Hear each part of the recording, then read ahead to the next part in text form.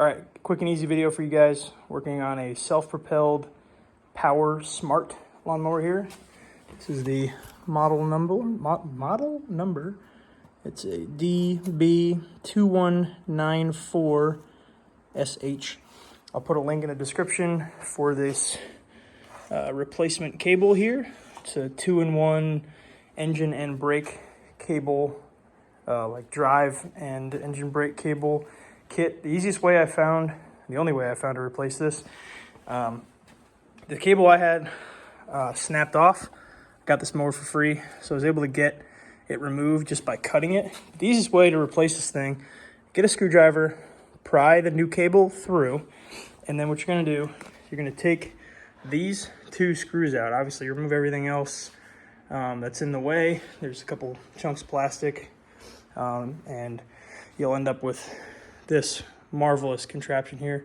And what I did is I took this Phillips screwdriver out and this Phillips screwdriver out, and I was able to remove and lower this whole housing. There's also a little assembly right here that acts as a tensioner. This piece fits in here like this. The screw goes up and it tensions this piece. Kind of hard to do with one hand here, but that pops in there like so. This little black piece will pop in here, and there's a screw. Remove that as well. And that gave me the ability to get my fingers back here.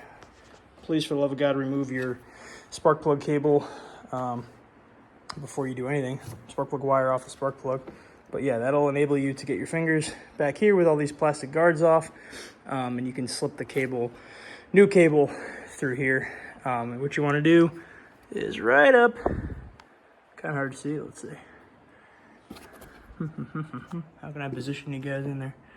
Right up inside there, there is a slot where this thing pops into.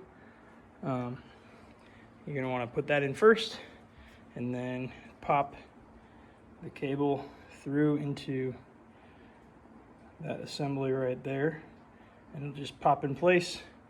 I think these cables are easier to install than they are to remove, and if you're removing your cable, it's probably already junk, so you just cut it out. I hope this helps someone. Please don't hesitate to leave any comments, but this is the only way I found to be able to replace this easily, is just remove these two screws, axle drops out, remove, you don't necessarily need to take these two out. I did as well on this side. There we go, 1, 2, but I didn't want to take the whole thing out. I just needed to lower it. So by pulling out that tensioner, I was able to actually get my fingers in here and got the cable to snap into place. So hope this helps someone out. These mowers are kind of junk, in my opinion. Just get a Honda, save yourself the trouble. Hope this helps somebody.